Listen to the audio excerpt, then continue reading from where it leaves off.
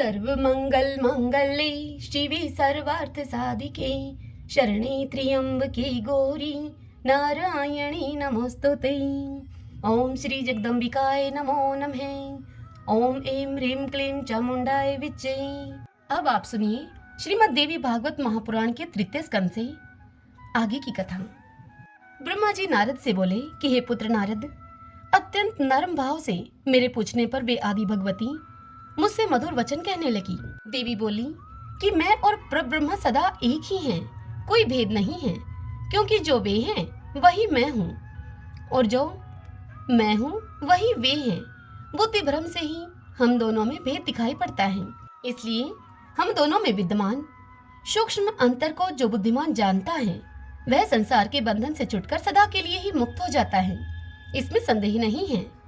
ब्रह्मा अद्वितीय, एक, नित्य एवं सनातन है। केवल सृष्टि रचना के समय वह पुनः द्वैत भाव को प्राप्त होता है।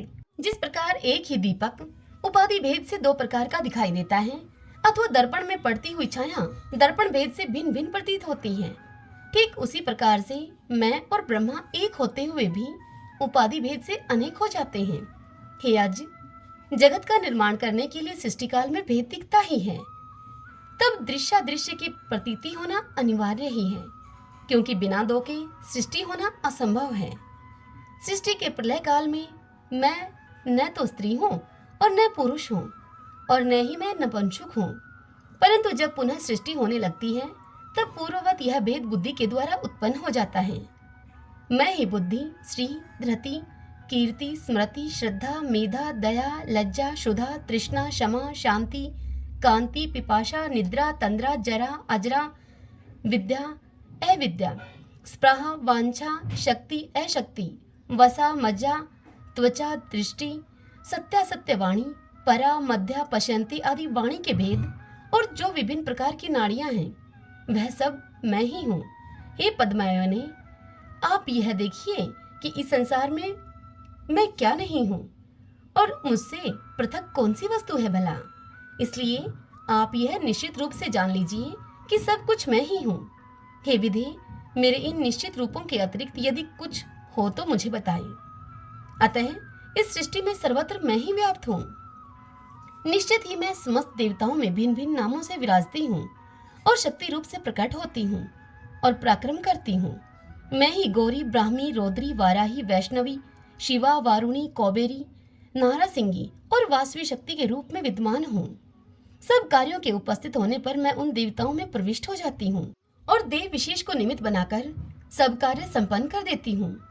जल में शीतलता, अग्नि में उष्णता, सूर्य में प्रकाश और चंद्रमा में ज्योत्सना के रूप में मैं ही यथेच प्रकट होती हूँ। हे विधि, इस संसार का कोई भी जीव मुझसे रहित होकर स्पंदन भी करने में समर्थ नहीं हो सकता। यह मेरा निश्चय है, इसे मैं आपको बता दे रही हूँ। इसी प्रकार यदि मैं शिव को छोड़ दूं तो वे शक्तिहीन होकर दैत्यों का संहार करने में समर्थ नहीं हो सकते। इसीलिए तो संसार में भी अत्यंत दुर्लभ पुरुष को लोग शक्तिहीन कहते हैं। लोग अधम मनुष्य को विष्णुहीन या रुद्रहीन नहीं कहते, बल्कि उसे शक्तिहीन ही कहते हैं। जो गिर गया हो, स्खलित हो गया हो, भयभीत हो, निश्चेष्ट हो गया हो अथवा शत्रु के वशीभूत हो गया हो, वह संसार में अरुद्र नहीं कहा जाता, अपितु अशक्त ही कहा जाता है। हे ब्राह्मण, आप ही जब सृष्टि करना चाहते हैं तो उसमें शक्ति ही कारण है। इसे आप ऐसा जानिए, जब आप शक्ति से युक्त होते हैं तभी सृष्टिकर्ता हो पाते हैं। इसी प्रकार विष्णु, शिव, इंद्र, अग्नि, चंद्रमा, सूर्य, यम, विश्वकर्मा, वरुण और वायु देवता भी शक्ति संपन्न होकर ही अपना अपना कार्य संपादित करते हैं। पृथ्वी भी जब शक्ति से युक्त होती है तब स्थिर होकर सभी को धारण करने में समर्थ होती है। यदि वह शक्तिहीन हो जाए तो एक परमाणु को भी धारण करने में समर्थ न हो सकेगी। शेषनाग, कश्यप एवं 10 दिग्गज मेरी शक्ति पाकर ही अपने अपने कार्य संपन्न करने में समर्थ हो पाते हैं। यदि मैं चाहूँ तो संपूर्ण संसार का जल पी जाऊं, अग्नि को नष्ट कर दूं और वायु की गति को रोक दूं। मैं जैसा चाहती हूँ वैसा करती हूँ। हे कमलोद्भव, सभी तत्वों के अभाव का संदेह अब आप कभी न कीजिए, क्योंकि कभी कभी किसी वस्तु विशेष का प्रागभाव तथा प्रध्वंसा भाव उसी प्रकार हो जाता है जिस प्रकार मिट्टी के पिंडों में और कपालों में घटा भाव प्रतीत होता है। अर्थात प्रागभाव जिसका आदि न हो परंतु अंत हो, और प्रध्वंसा भाव जिसका आदि हो किंतु अंत न हो। आज यहाँ पृथ्वी नहीं है, तब वह कहाँ चली गई? इस पर विचार करने पर वह पृथ्वी परमाणु रूप से विद्यमान तो है ही, ऐसा जानना चाहिए। शाश्वत, क्षणिक, शून्य, नित्य, अनित्य, सकृतक और अहंकार, इन 7 वेदों में सृष्टि का वर्णन विवक्षित है। इसीलिए हे अज, अब आप इस महत्त्व को ग्रहण कीजिए जिससे अहंकार की उत्पत्ति होती है। तत्पश्चात आप पूर्व की भांति समस्त प्राणियों की रचना कीजिए। अब आप लोग जाइए और अपने अपने लोकों की रचना करके वहां निवास कीजिए और दैव का चिंतन करते हुए अपने अपने कार्य को कीजिए। हे विधि, सुंदर रूप वाली, दिव्य हास वाली, रजोगुण से युक्त, श्रेष्ठ श्वेत वस्त्र को धारण करने वाली, अलौकिक दिव्य आभूषणों से विभूषित, उत्तम आसन पर विराजमान इस महासरस्वती नामक शक्ति को क्रीड़ा विहार के लिए अपनी सहचरी के रूप में स्वीकार कीजिए। आप यह सुंदरी सदा ही आपकी सहचरी बनकर रहेगी। इस पूज्यतम प्रेयसी को मेरी विभूति समझकर कभी भी इसका आप तिरस्कार न कीजिएगा। अब आप शीघ्र ही इसे साथ में लेकर सत्यलोक में प्रस्थान करें और तत्वबीज से 4 प्रकार की समस्त सृष्टि करने में तत्पर हो जाएं। समस्त जीवों और कर्मों के साथ जो लिंग कोश हैं, उन्हें पूर्व की भांति आप प्रतिष्ठित कर दें। काल, कर्म और स्वभाव नाम वाले इन कारणों से समस्त चराचर सृष्टि को पूर्व की भांति अपने अपने स्वभाव और गुणों से आप युक्त कर दीजिए। विष्णु आपकी सदा ही मानवीय और पूजनीय हैं, क्योंकि सत्व गुण की प्रधानता के कारण वे सर्वदा सब प्रकार से श्रेष्ठ हैं। जब जब आप लोगों का कोई कठिन कार्य उपस्थित होगा, उस समय भगवान श्रीहरि पृथ्वी पर अवतार ग्रहण करेंगे। कहीं त्रियक योनि में तथा कहीं मानव योनि में शरीर धारण करके भगवान जनार्दन दानवों का अवश्य विनाश करेंगे। ये महाबली शंकर जी भी इस कार्य में आपकी सहायता करेंगे। अब आप समस्त देवताओं का सर्जन करके स्वेच्छा सुख पूर्वक विहार कीजिए। ब्राह्मण, क्षत्रिय तथा वैश्य लोग दक्षिणायुक्त नानाविध यज्ञों से विधि पूर्वक पूर्ण मनोयोग के साथ आप सभी की पूजा करेंगे। हे देवों, सभी यज्ञों में मेरे नाम का उच्चारण करते ही आप सभी लोग निश्चित रूप से सदैव तृप्त एवं संतुष्ट हो जाएंगे।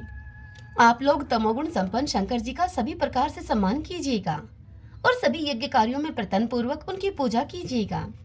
जब कभी भी देवताओं के समक्ष दैत्यों से भय उत्पन्न होगा, उस समय सुंदर रूपों वाली वाराही, वैष्णवी, गौरी, नारसिंगी, सदाशिवा तथा अन्य देवियों के रूप में मेरी शक्तियां प्रकट होकर उनका भय दूर कर देंगी।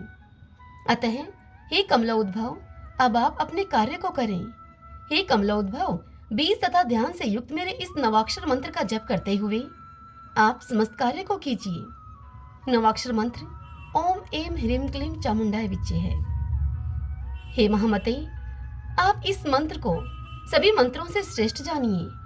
सभी मनोरथों की सिद्धि के लिए आपको इस मंत्र को सदा ही अपने हृदय में धारण करना चाहिए। मुझसे ऐसा कहकर पवित्र मुस्कान वाली जगजननी ने हे पुत्र नारद भगवान विष्णु से कहा कि हे विष्णु, अब आप इन मनोहर महालक्ष्मी को स्वीकार कीजिए और यहाँ से प्रस्थान कीजिए।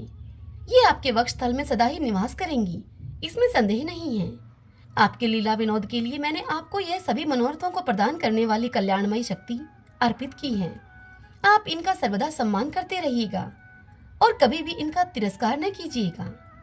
लक्ष्मी नारायण नामक यह संयोग मेरे द्वारा ही रचा गया है।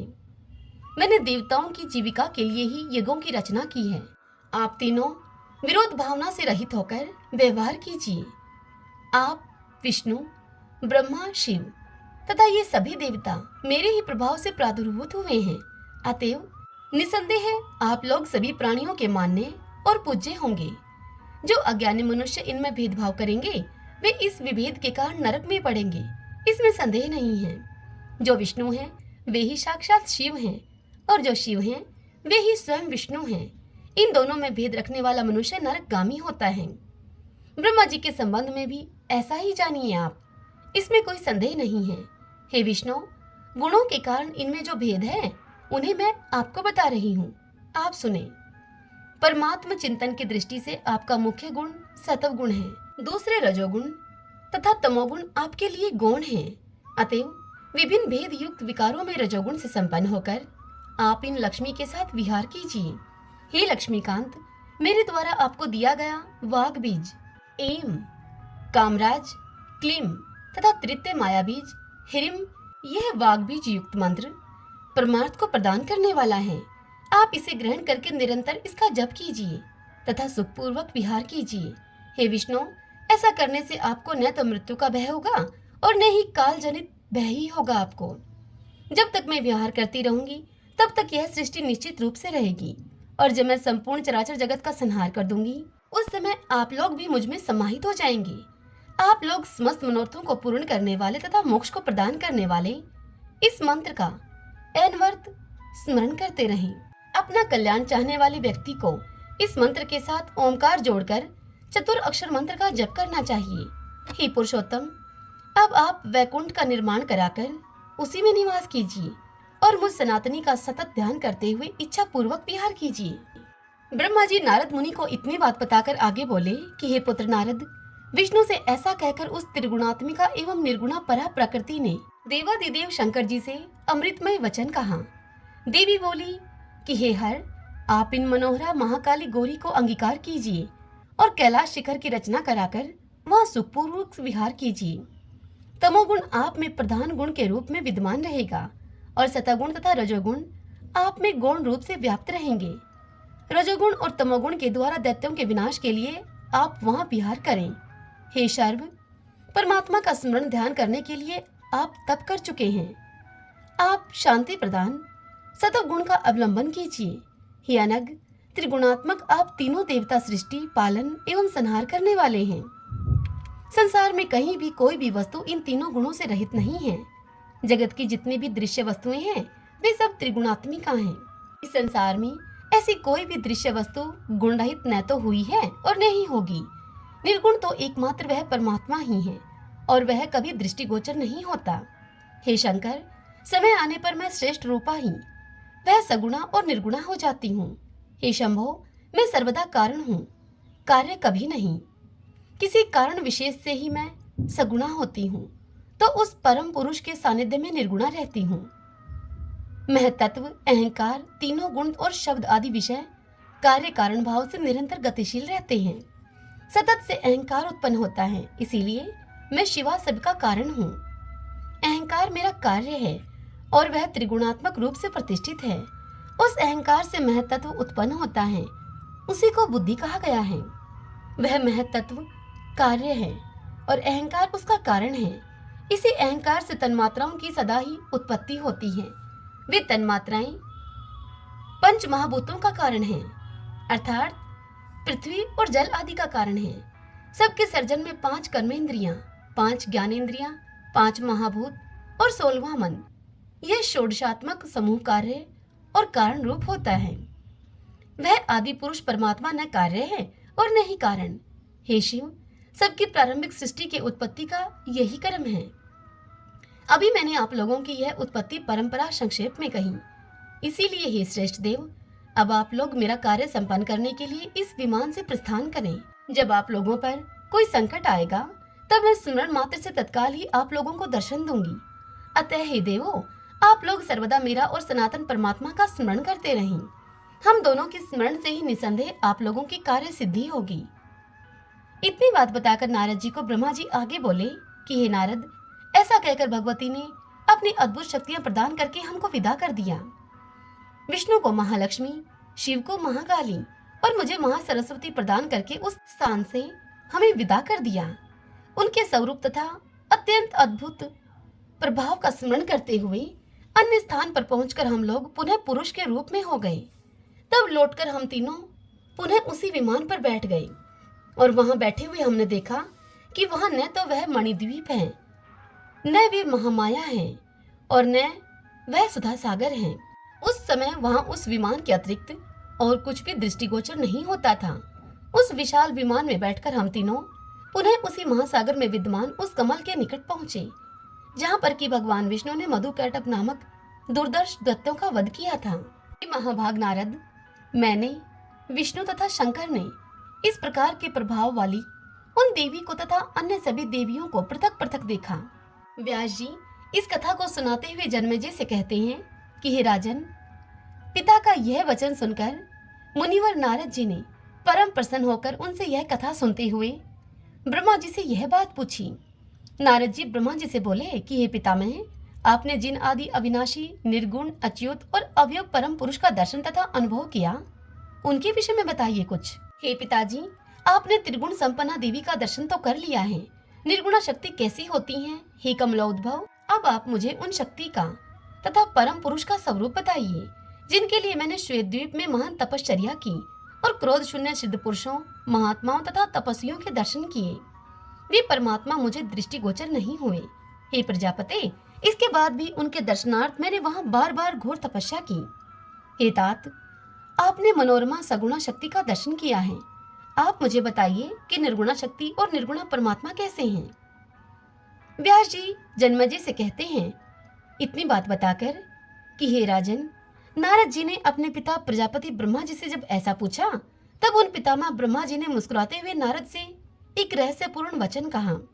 ब्रह्मा जी नारद मुनि से बोले कि हे मुने, निर्गुण तत्व का रूप दृष्टिगोचर नहीं हो सकता, क्योंकि जो दिखाई पड़ता है वह तो नाशवान होता है। जो रूप रहित है वह दृष्टिगोचर भला कैसे हो सकता है?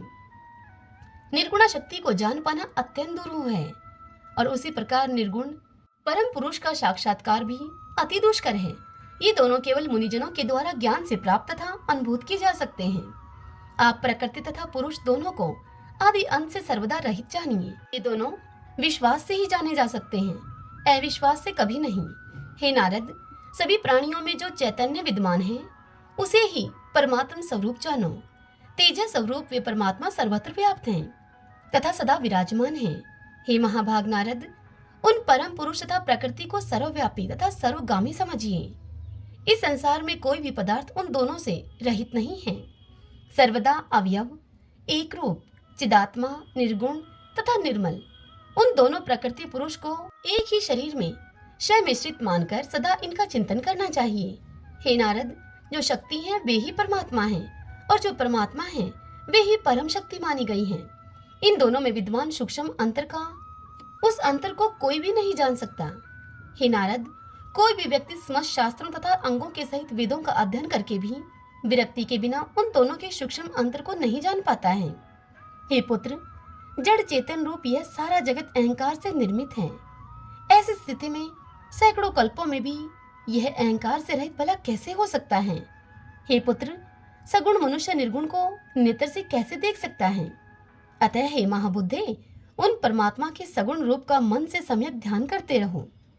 हे मुनि श्रेष्ठ नारद, पित्त से आच्छादित जीवा जिस प्रकार यथार्थ रस का अनुभव न करके केवल कटु रस का अनुभव करती है, तथा पित्त आच्छादित नेत्र यथार्थ रूप न देखकर केवल पीले रंग को ही देखता है, ठीक उसी प्रकार गुणों से आच्छादित मन उस निर्गुण परमात्मा को कैसे जान पाएगा? क्योंकि मन भी तो अहंकार से उत्पन्न हुआ है, तब वह मन अहंकार से रहित भला कैसे हो सकता है? जब तक अंतःकरण गुणों से रहित नहीं होता, तब तक परमात्मा का दर्शन कैसे संभव है? जब मनुष्य अहंकारहीन हो जाता है, तब वह अपने हृदय में उनका साक्षात्कार कर लेता है। इतनी बात सुनकर नारद जी ब्रह्मा जी से बोले कि हे देव देवेश, तीनों गुणों का जो स्वरूप है उसका विस्तार पूर्वक विवेचन कीजिए और त्रिगुणात्मक अहंकार के स्वरूप का भी वर्णन कीजिए। हे पुरुषोत्तम, सात्विक, राजस और तीसरे तामस अहंकार के स्वरूप भेद को बताइए। इस प्रकार गुणों के विस्तृत लक्षणों को विभाग पूर्वक मुझको बताइए। हे प्रभु, मुझे ऐसा ज्ञान दीजिए जिसे जानकर मैं पूर्ण रूपेण मुक्त हो जाऊं। तब ब्रह्मा जी बोले कि हे निष्पाप नारद, इस त्रिविध अहंकार की 3 शक्तियां हैं। अब मैं तुम्हें उन्हें बताता हूँ। वे हैं ज्ञान शक्ति, क्रिया शक्ति और तीसरी है अर्थ शक्ति। उनमें सात्विक अहंकार की ज्ञान शक्ति, राजस की क्रिया शक्ति और तामस की द्रव्य शक्ति, ये 3 शक्तियां आपको बता दी। हे नारद, अब मैं उनके कार्यों को सम्यक रूप से बतलाऊंगा। ध्यानपूर्वक सुनिए। तामसी द्रव्य शक्ति अर्थात अर्थ शक्ति से उत्पन्न शब्द, स्पर्श, रूप, रस और गंध, ये तन्मात्राएं कही गई हैं। आकाश का एकमात्र गुण है शब्द, वायु का गुण है स्पर्श, अग्नि का गुण है रूप, जल का गुण है रस तथा पृथ्वी का गुण है गंध। ऐसा जानना चाहिए। हे नारद, ये तन्मात्राएं अत्यंत सूक्ष्म हैं। द्रव्य शक्ति से युक्त इन 10 अर्थात 5 तन्मात्राओं और उनके 5 गुणों अर्थात इन 10 को मिलाकर तामस अहंकार की अनुवृत्ति से सृष्टि की रचना होती है। अब राजसी क्रिया शक्ति से उत्पन्न होने वाली इंद्रियों के विषय में तुम मुझसे सुनो। श्रोत्र, त्वचा, रसना, नेत्र और नासिका, ये 5 ज्ञानेंद्रियां तथा वाणी, हाथ, पैर, गुदा और गुह्यांग, ये 5 कर्मेंद्रियां उससे उत्पन्न हैं। प्राण, अपान, व्यान, समान और उदान, ये 5 वायु होती हैं। अर्थात 5 ज्ञानेंद्रियां, 5 कर्मेंद्रियां और 5 वायु, इन 15 से मिलकर होने वाली सृष्टि राजसी सृष्टि ही कही जाती है।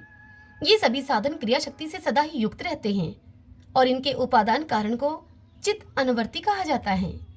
दिशाएं, वायु, सूर्य, वरुण और दोनों अश्विनी कुमार ज्ञान शक्ति से युक्त हैं और ये सात्विक अहंकार से उत्पन्न हुए हैं।